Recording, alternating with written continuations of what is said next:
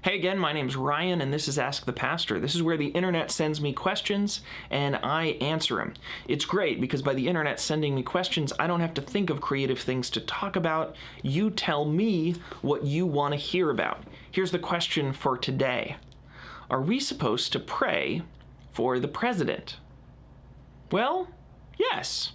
You are supposed to pray for the president. The verse that is most often quoted in support of this comes from the book of 1 Timothy chapter 2.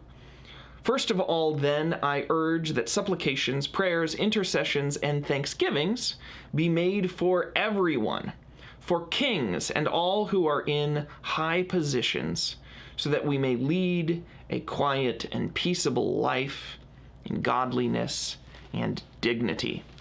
There are also other places in the New Testament that talk about submitting to governing authorities or being subject to them.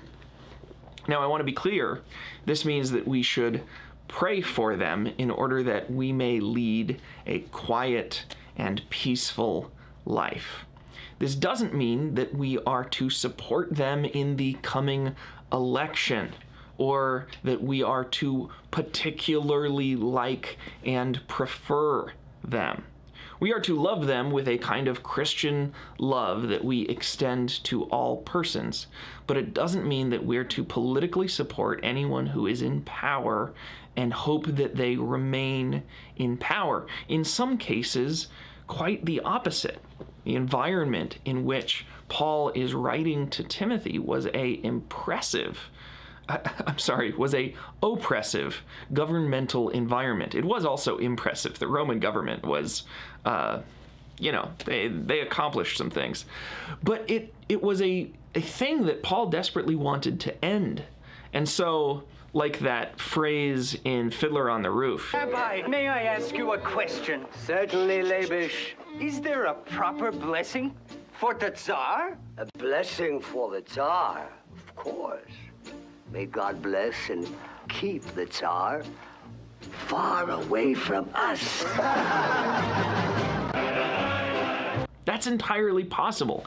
And the alternative is possible too. It's possible that we may pray for a ruler or an authority to be blessed and that their reign be long, because their reign is helping us to live quiet and peaceable lives that are honoring to God. And that kind of depends. But we're playing a game when we try to use the Bible to one-up other people.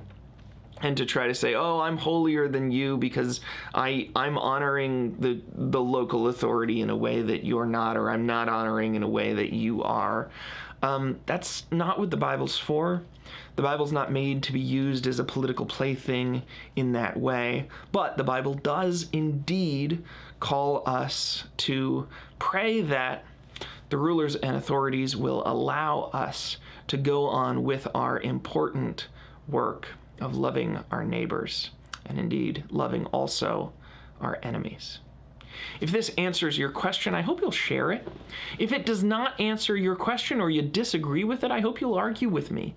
Let's talk about it. Let's have a dialogue. And finally, if you've got your own question, I hope you'll send it to me. You can send it right down in these comments over here. While you're at it, you can like me and subscribe, and you can watch these other videos. And I hope I'll see you next time. Thanks.